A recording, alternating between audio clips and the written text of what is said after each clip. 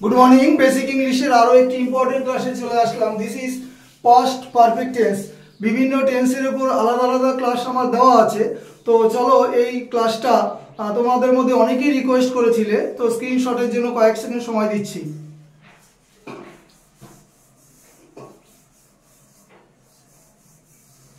Class শুরু করছি। This is Sushant sir, welcome to my channel. তো কি লিখেছি দেখো, পাস্ট পারফেক্ট টেন্স ডেফিনেশনটা প্রত্যেকেই জানো যে অতীতকালে সংঘটিত মানে সমাপ্ত হয়ে গেছে দুটি কাজের মধ্যে যেটি আগে ঘটেছিল এমন বোঝাতে সেটি হবে পাস্ট পারফেক্ট টেন্স, আর যেটি পরে ঘটেছিল সেটি হবে সিম্পল পাস্ট টেন্স বা পাস্ট ইনডেফিনিট টেন্স। ভালো করে বুঝে নেবে, পাস্ট পারফেক্ট টেন্সে দুটি কাজ সম্পন্ন হয়েছিল এমন বোঝাবে, একটি আগে এবং একটি পরে। যেটি আগে সেটিকে বেশি ফোকাস করবে, ঠিক আছে? তো দেখো কি লিখেছি, মাঝখানে লিখেছি অতীতকাল, আর বাঁদিকে লিখেছি পূর্বে ঘটিত কাজ, আর ডান দিকে লিখেছি পরে ঘটিত কাজ, ঠিক আছে? তো ফর্মটা দেখো কি, দুটো কিন্তু এখানে স্ট্রাকচার, একটা বিফোর দিয়ে একটা আফটার দিয়ে।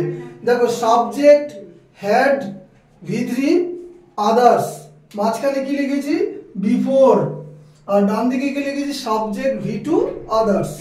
এক্সাম্পলটা দেখো, the train had left the station before we reached বা অ্যারাইভড, যাই বলি।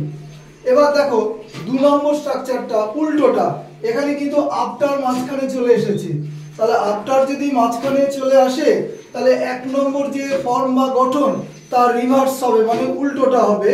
দেখো এখানে বিফোরের পরে কে ছিল সাবজেক্ট V2 আদার্স, আমি এখানে আফটারের আগে লিখেছি সাবজেক্ট V2 আদার্স, আর বিফোরের আগে যেটা ছিল সেটা আফটারের পরে চলে গেছে। দেখো সাবজেক্ট হ্যাড V3 আদার্স। এক্সাম্পলটা দেখো, we reached the station after the train had left. খুবই ছোট ক্লাস, বেসিক ইংলিশের ক্লাস, খুব বেশি বড় হয় না। তো যাই হোক, পাস্ট পারফেক্ট টেন্সের ডেফিনেশনটা বোঝালাম, স্ট্রাকচার বোঝালাম। এবার বলবে যে কোথায় ভুলটা হয়। ভুলটা হয় হচ্ছে ফিল ইন দ্য ব্ল্যাঙ্কসে, এগুলো কোশ্চেন সেট হতে পারে, এরর কারেকশনে কোশ্চেন সেট হতে পারে। অনেকেই না বুঝে, বিফোর বা আফটারটা না বুঝে তারা কিন্তু ব্ল্যাঙ্কসে অপশনটা দিয়ে চলে আসে, মানে টিক মেরে চলে আসে। বারবার বুঝে নেবে, বিফোর যদি মাঝখানে হয় তার আগের পার্টটা হবে subject had V3, R after যদি মাঝখানে হয় তার পরের পার্টটা হবে সাবজেক্ট হ্যাড V3। উল্টো করে ভাবলেই হবে। তুমি বিফোর আর আফটারকে মনে রাখো, তবেই হবে। বিফোরের আগে হবে হ্যাড V3 আর আফটারের পরে হবে হ্যাড V3। আরো অসংখ্য এক্সাম্পল দেওয়া যেতে পারে, বিভিন্ন বই থেকে প্র্যাকটিস করবে, কারণ ফিল ইন দ্য ব্ল্যাঙ্কস বা এরর কারেকশন সাধারণত এই দুটো কোশ্চেনই সেট হয় পাস্ট পারফেক্ট টেন্স। এবং অনেক সময় বিসিএসে চারটে সেন্টেন্স দিল, ওপরে বলা থাকে যে নিচের কোনটি পাস্ট পারফেক্ট টেন্স। তো এই হচ্ছে ইম্পর্টেন্ট টেন্সের উপর ক্লাস ডিসকাশন। তো প্রত্যেকের কাছে শেয়ার, লাইকস বা সাবস্ক্রাইব অবশ্যই আশা করতে পারি। ক্লাস শেষ করলাম। Have a good day.